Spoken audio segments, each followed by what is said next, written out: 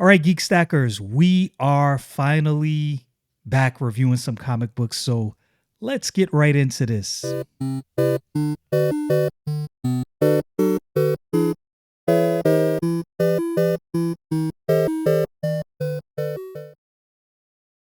All right, Geek Stackers. So we are going to be talking about this book right here, this beauty right here, Matt Fraction, Jorge Jimenez, Batman #1. I don't know how you feel. I don't necessarily like all the #1s, but when they do it and it works, it works. And I think this one works. What do you think? So I think the difference is, right, the care that they put into keeping everything everybody loves about the original character definitely shows in both the story and the art. And that's what kind of sets it apart from most #1s, where you'll read a #1 and you're like, okay, this is an abandonment of everything that me and everyone else loves about this character. But even though I would say that it seems like they're trying to tell a different type of story with Batman, it's still Batman, which is great. And the art is amazing as well. The art is amazing. I will say, I am not. So I know Jorge Jimenez, and I've seen his art, but I won't act like I've read a bunch of books done by Jorge Jimenez. I've seen some. I think I've read one or two for whatever reason, and chalk it up to whatever it is. A lot of things going on in comic books. I didn't realize exactly how good his art is. You gotta look, because I'm not even a Superman guy, but when he was doing his run with Superman, it was peak. So It I was went to peak. I went to his Instagram page and I looked at some things he had on his Instagram page, and I was like, "Yo, this Superman right here. I'm not a big Superman dude, That but I like Yeah, this." that photo that's been going viral with Superman, where he's like sitting there with the school kids, that's him. That's That's him. crazy. There's one where Superman is, I think he's lifting up Superboy. They're like at a pool or something like that. Mm. And I was like, man, this is really No, well yeah. done. Jorge is one of those newer artists that I think is kind of pushing the medium forward as far as comic books go, right? Because there's a lot of artists that will like make art, and it's good, but it's overly stylized where you lose some of that realism. But I think Yeah. Jorge has a good mix of, like, it's Jorge's style, but you're also like, wow, this is a great spread that he made on this entire page. Okay, so we'll start with the story. Now, I watched Rob from Comics Explained. If you're not watching Comics Explained, Get out of you, this. you're not really Yeah. interested I in don't know comic what you're books. doing if you don't know who Comics Explained I is. think he has, in all seriousness, I think Rob has one of the best channels. If there's something you don't know, if there's a book you like, but you don't know what happened before, and you want to kind of understand context, Rob is the best place to go. He's the He's that best guy. place to go. He's that guy for He's real. the dude. A wealth of comic book knowledge. So I didn't really know everything that happened beforehand. I love Batman. He's my favorite hero.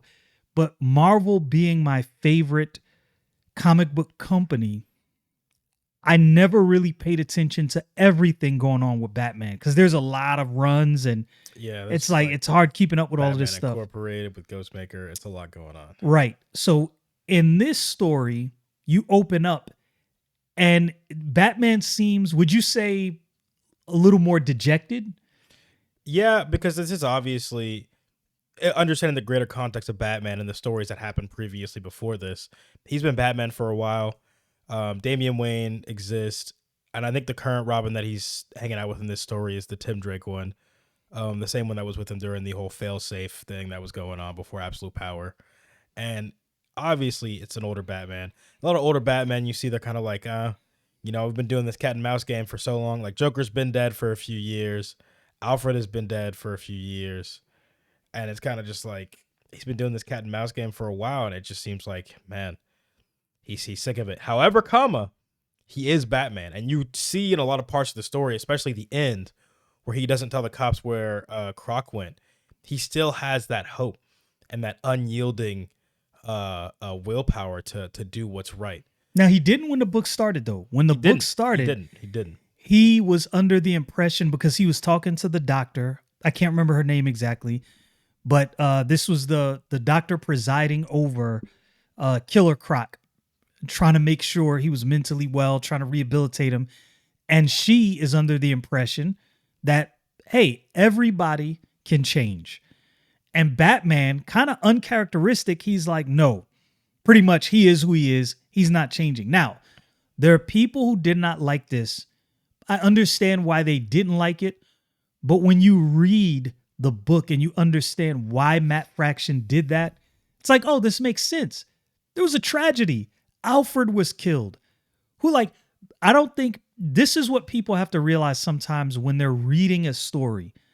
Things are done within the context of the story for a reason. Now, I would definitely understand if there's a change made and there's no need to make this change and it doesn't even fit the story. I get it. But that's a different story completely. And I think that the more, and if you read Batman for long enough, you notice this, the more soft character of Batman that kind of doesn't always figure stuff out by just punching people, right? It's kind of the one you get when he's reached his peak, sort of, where he's kind of figured out most things and he's able to, like, you know, work certain things out without having to throw somebody off a building every time to get something done, right? Right. And I think you definitely see that in a lot of the different scenes. And then, like, how he starts the story off, it's like, it is uncharacteristic because there's so many stories in Batman, even a lot of them in, there was that one episode of Batman the Animated Series where he hung out with Harley Quinn all day. And she's like, why'd you hang out with me all day and do all this stuff with me? He's like, because I understand it only takes one bad day to change someone's entire life. And you see that pendulum flip in the same issue towards the end of the book when he's talking to Croc. And he even takes off his mask and he's like, oh, your face is fine. And because it's so, like, I don't know who Matt Fraction is, but I'm about to start locking in now because that's the story he told in just one issue. I was like, oh wow. There's a lot of back and forth. Some people like Matt Fraction, some people don't. It's like most things, right? Like, there are people who really don't like some artists, and there are people who celebrate that same artist. Right. So your mileage will vary. But some of the panels, I think, in this book, let me see.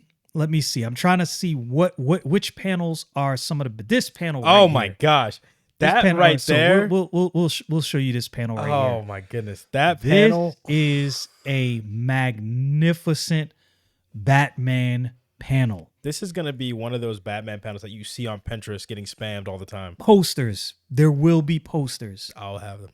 And isn't this where, yeah, this is where he was talking to the doctor. The doctor. Yeah. Yeah. She's in the background. And they had a pretty good exchange, but just this Batman looking at this hole that Killer Croc just ripped through this facility, and Batman doing what Batman does, sitting there brooding. We talked about this a couple days ago. Yeah. He's in deep contemplation, but you realizing now after watching Comics Explained and Rob going over some of the backstory, understanding that, because I thought when I first saw this that Alfred was like a hologram. Yeah, no. I didn't realize that Alfred isn't alive. Yeah, he died during the war with Batman and Bane when Damian Wayne had come back, even though all vigilantes were banned from Gotham. And, you know, Bane and Batman's father from another universe where he was Batman killed Alfred because Alfred was being held hostage. Crazy. Like, the entire Bat family and Batman Incorporated was banned from Gotham, and Alfred was being held hostage. And they're like, yeah, if any of you are seen in this town, Alfred dies. So they all left, even Batman. He's like, it's too high a price. So there's certain things I kind of want to focus on, and one of those things is the way Jorge Jimenez does this face right here. This is simple. This is not like, I want to say this wouldn't be hard for any artist to do, but not all artists can do this right here. Yeah. I understand the emotion. I understand the emotion Batman is going through simply from the way he drew his face. That's talent. That's a lot of talent. You would think for an artist that'd be an easy task, right? Like, this is something artists do.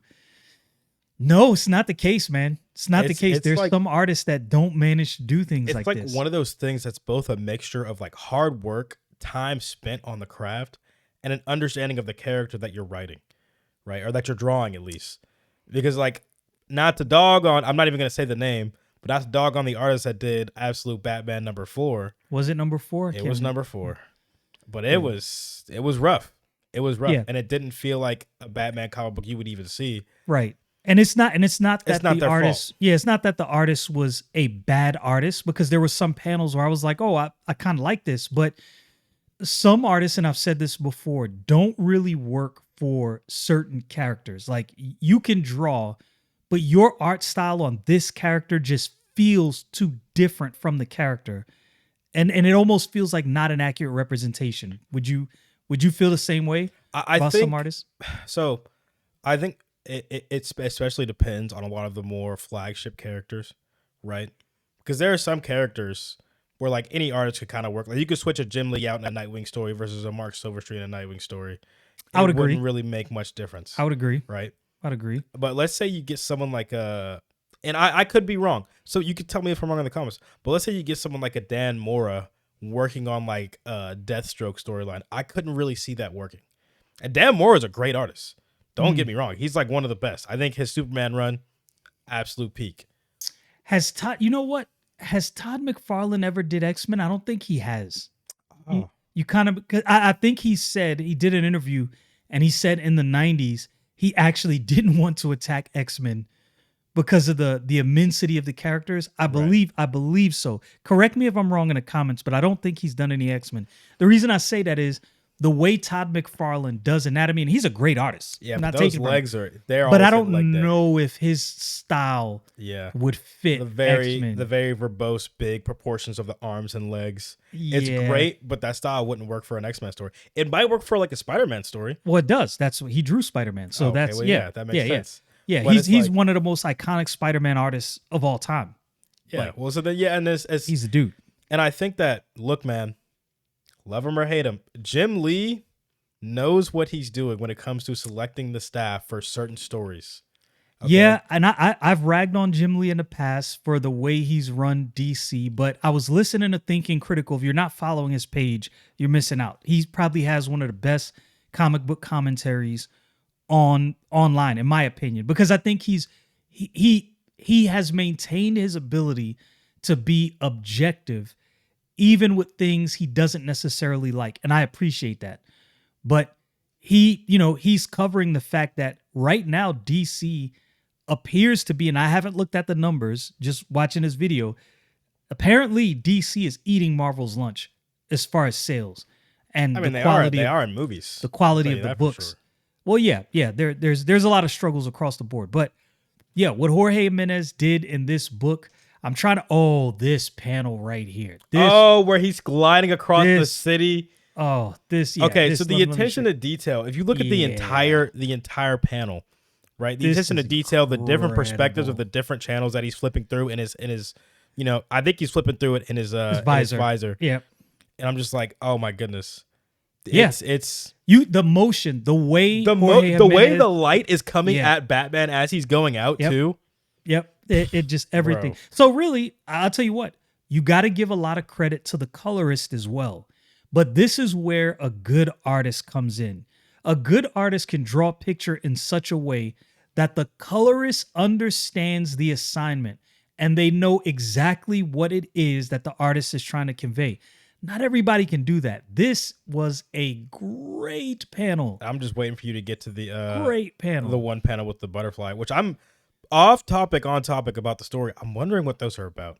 Like obviously you see the hologram construct he makes of Alfred. Yeah. And I'm wondering like what were those butterflies about? Because whenever he stopped the thugs from like attacking those girls, he kind of left. He said like you guys are far from home. They kind of had the butterfly coming out of his thumb. And I'm like, what is that about? So here's the thing I don't understand in this book. Is Alfred is this version of Alfred, like, is it a hologram he's seeing? I don't know. I'm guessing Because I wonder. it's based on neural net information of Alfred. That's that what he I was uses wondering. for like an AI to help him out. That's what I was wondering. Because I Alfred wondering. was his second dad.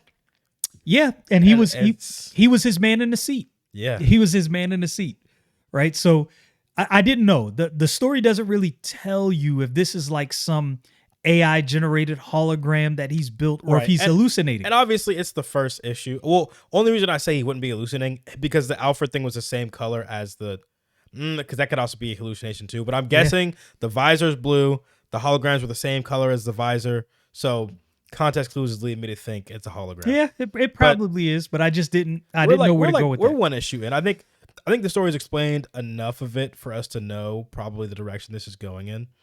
I think there's going to be a lot in the story of Batman maybe rethinking how he does certain things. And obviously, with Vandal Savage running the police force, it's going to be some very interesting stuff going on. And off topic, on topic, I personally think maybe Ghostmaker might come back into the fray to help Batman out, but who knows? And I like the way Vandal Savage looks in this book, mainly because I'll just show you this panel as a an official. Was it a police commissioner? Is that what police He's a commissioner? police commissioner. What police commissioner dresses like this? Only Vandal Savage. I'm not gonna lie, Vandal Even- Savage, top 10 drip of comic book history. Only Vandal Top Savage. 10 drippiest people in comic book history. What's Yeah. funny about Vandal Savage is what I didn't know until probably the last like 4 or 5 years. He's not that menacing of a character in the comic books, but in the animated TV shows, he was that dude. He was the guy orchestrating everything. Even in the CW verse, Vandal Savage was a menace. A lot more menacing. Yeah. Yeah, he was. So he was super I'm menace. wondering what his role is in this. And I'm also wondering if his role might interject with maybe like the League of Shadows, but Oh wait, we gotta show this. oh, you're We talking gotta about the show this. Batmobile? The Batmobile. Bro. Okay, so the Batmobile looks so he was talking to someone. Who was he talking to about the Batmobile? Was it Gordon? Or was it the two women he saved in a park? Where he had the Where he- I think I'm thinking of something else. Okay, but I might I be will thinking of say, something else. and I said this to you when I first saw it. This Batmobile looks like a mix of something futuristic and the Batmobile from the Batman movie. So, you know what other Batmobile it reminds me of? I don't know if you'll remember this, but maybe some people in the comments will. The Batman show from 20 years ago, the Batman 2004 show. I didn't watch that show. Oh man, yeah, I it didn't watch that kind of show. reminds me of the Batmobile in that one. If you ever see it, it kind of looks like Okay, a car. I might have to go but a more back and look at futuristic that. car. It's a Yeah. pretty good show. I rewatched it recently. I don't doubt it. Choreography's I don't doubt great. it. The depiction of Batman's great, and the voice I think fits. But yeah, that Batmobile that right Batmobile there clip was is amazing. insane. Yeah, I when I saw that, I was like, "Oh, Jorge Jimenez." I wasn't you are surprised though. Really, 'Cause look, real niggas know Jorge Jimenez knows ball. And hold on, get the back image of the car. of the Batmobile. Yeah, Hold on, let me catch that. the Let me catch freaking that. giant wheel. Because look, I don't think the Batmobile always has to look like a tank. Okay. I No. think it's fine if it does, but you know, remember the Batmobile from like it's either the early '90s or late '80s that was like more of like a car, but it was like very long. Oh yeah, you talking about the Batman movie? Yeah, but they yeah. also had it in the comic books after Yeah. that. They started modeling. Yeah. I think it kind of is reminiscent of that style of Batmobile, which I like. Because initially the Batmobile was just a very kitted out car and not really like a tank. Right. Right. The whole tank thing is a The more Tumbler, yeah. modern thing, which From- is fine. But the Batmobile, I would have that as a car. That's Now, I will say, here's a scene where Jorge Jimenez, and Thinking Critical mentioned this, his ability to show action using the different sizes of the different panels. oh yeah, where he does that like square thing. Oh my and where gosh. where he ran over these dudes right here. kicked that dude in the face. I was like, this is crazy. No, it's Batman great is going business. in. And he's He's able going to in, getting the to amount work. of detail he's able to have in these more actiony shots. Because I know a lot of times when you do action shots, it's a little harder to do detail because you're supposed to be showing motion. But he's able to bridge that gap very well, especially in that The one. scissors. Hold where on, he's- I'll go back. Where you see, if you see the scissors flying, Yeah, like they were in the dude's hand, so you know what happened. He grabbed the dude up, hit him. The scissors went flying. The dude doesn't know what's going on. Yo, this and is you see the freaking capped delt right there as he's punching homie in the face. Batman's getting busy. Oh yeah, He's getting busy, getting to work. I like it. I like it. There's stuff like that all through the book. Eye candy. I've always said comic books, this is a visual medium. If you don't give me good visuals, what have you done for me? I can't just enjoy comic books on story alone. yeah.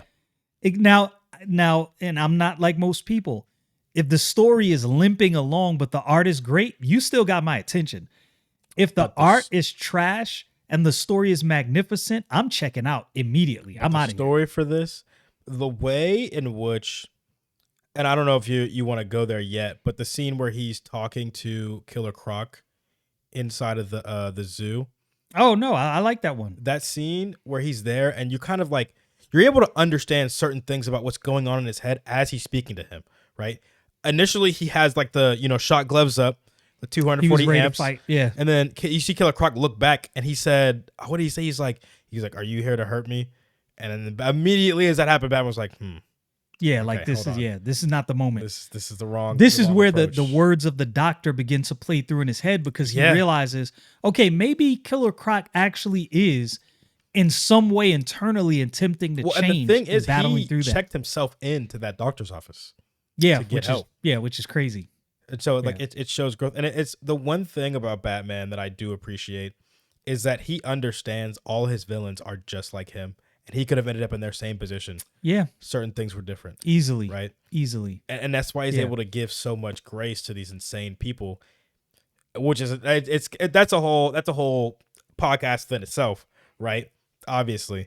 But he's able to understand like one bad day can change someone's life. Yeah, And, This is- and this- it's part of the deep psychological aspect of Batman comic books, and I think this Right. is why I say this is people have their likes and dislikes on characters. I say Batman is the quintessential comic book hero. so, and one thing that aggravates me so much, because I always hear this and it just makes me want to throw something out the window.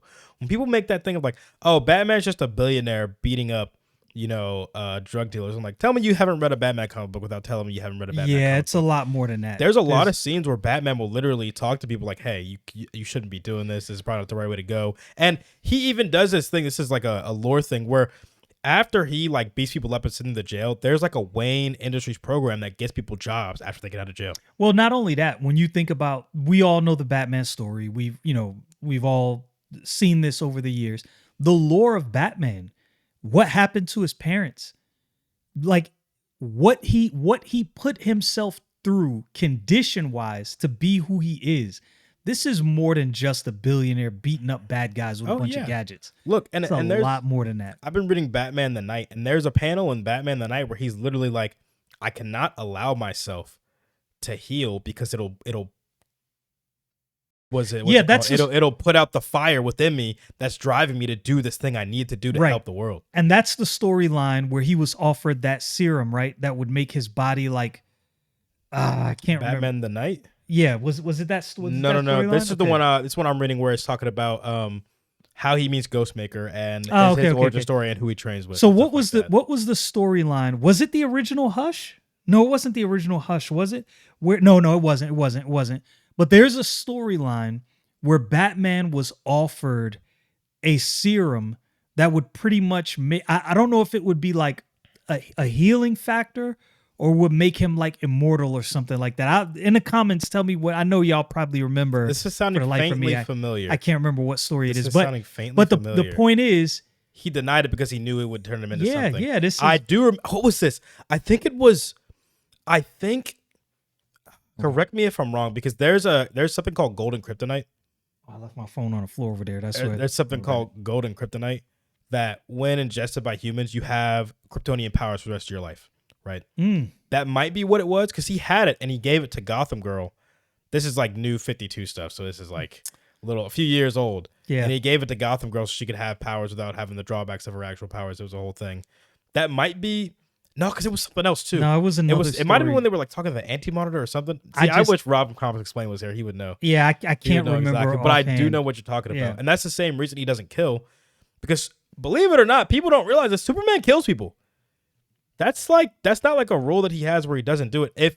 If there's no other choice outside of like, incapacitating someone, Superman will kill, and he has before, right? Yeah, I'm not big into Superman, so this is your wheelhouse. I don't really know much about. Because he recognizes that there are certain things like Doomsday. He kills Doomsday every time he shows up. Every time he shows up, he doesn't talk. There's no talk. No, he's throwing this nigga into the sun, right? There's none of that. But Kill Batman Doomsday time. recognizes the inner darkness that he has, which is why he doesn't kill, right? Like if he kills, you get a Batman Who Laughs situation. Mm. Do you get what I'm saying? Yeah, it goes dark really fast. Exactly. And you can kind of see in his psyche in this book, that's the one thing I like. You see that battle between him maintaining his integrity as Batman and going, way off the deep end. And it's like it's a real battle. And I'm like, I actually like that part of the comic. It's almost like that became another character in and of itself.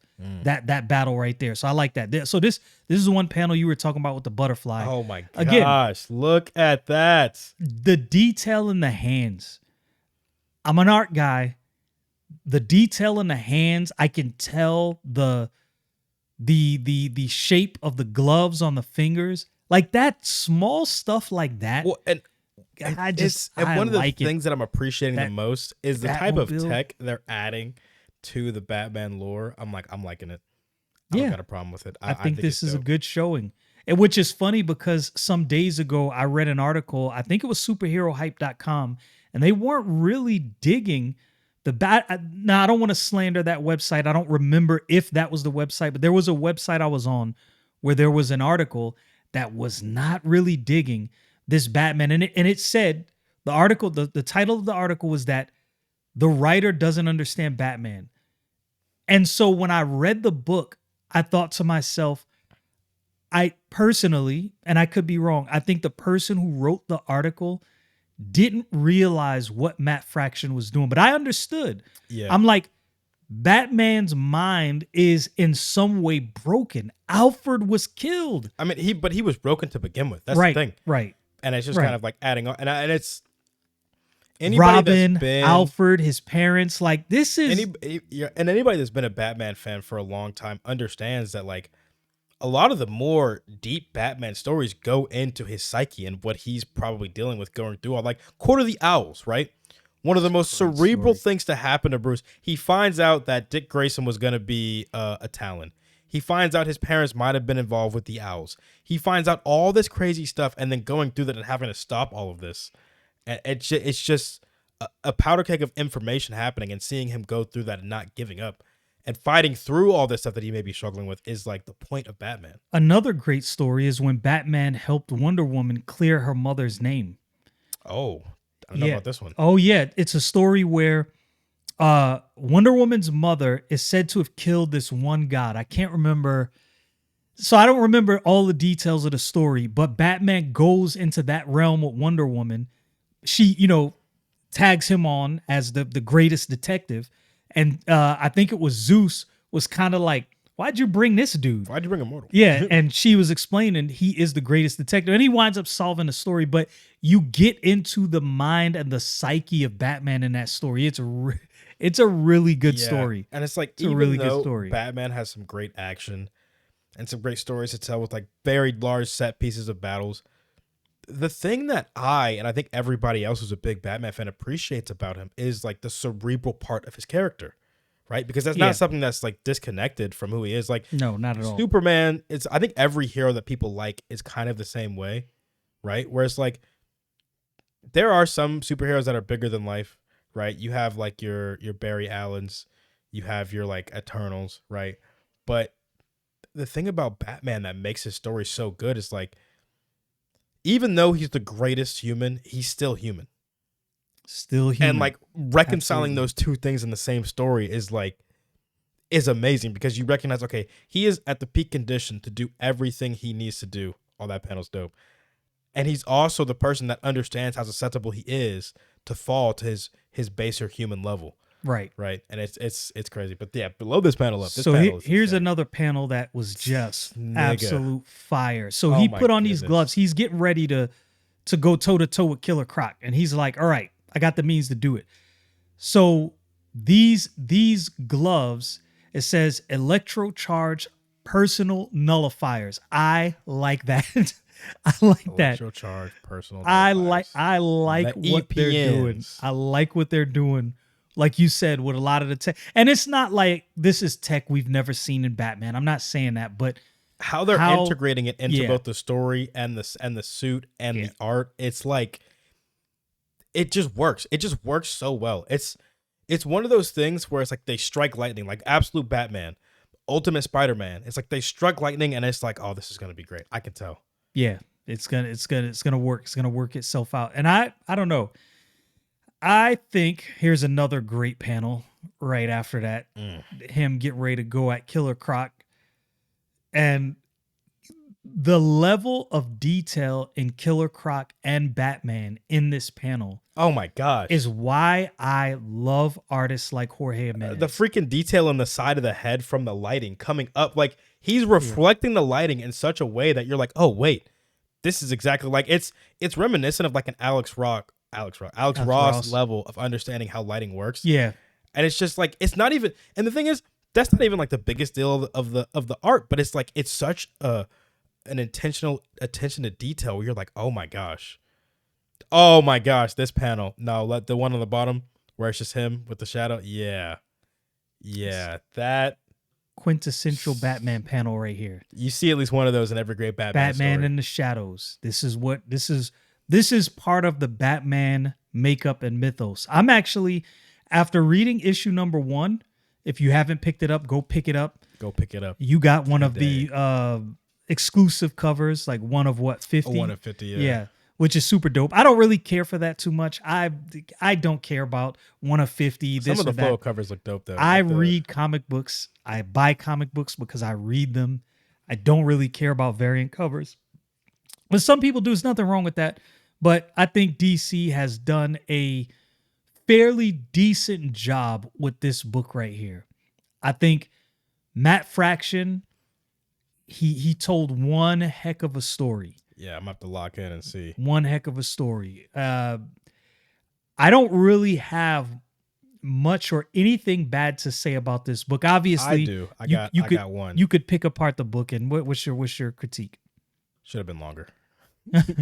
Yeah, It should have been a longer. No, but that's not even a big. I'm just making a joke. But it's quick intro. This was getting your palate wet a little bit on what was going on. Honestly, unironically, I think if you've never read Batman before, this is a story you could get in on, right? Obviously, there's some context missing with the whole Alfred being dead and everything, but Lost video for a second. I really think that if you've never read Batman before and you're interested in getting into the medium, start with this one. I think this is perfectly fine to start with. Yeah, I would agree. I think this is definitely a good starting point. Although I will say you may want to watch something like a Rob from Comics Explained. Yeah, to go explain some over of the what things. happened before this, It's so like you're like not a 13-minute completely. video. I think so. Maybe Yeah. maybe a little longer, but and he's gonna go through this whole book. I read the book first. Go watch Comics Explains. Explanation. Rob from Comics Explain explanation for what's going on, what happened before with Alfred, and it'll give you some context into the psyche of Batman in this book. Overall, this is a great, and this is what I like about this book. This isn't an alternate universe. This is just Batman. This is Prime Earth Batman. Right. So you don't have to worry about, so this run is going to come to an end. And then it's like, well, also, I've heard Scott Snyder say that Absolute Batman is not ending anytime soon. Oh, no. So I don't know. There's still so much story to tell with what's going on. You really got to catch up. Yeah. I'm telling you. I think I've last issue I read was issue number 6, I think 6 or 7. So yeah, I got a lot of catching up to do. There's so many books I got to read. Anyway, that's it. That is our review of Batman number 1, Matt Fraction and Jorge Jimenez. Definitely worth buying.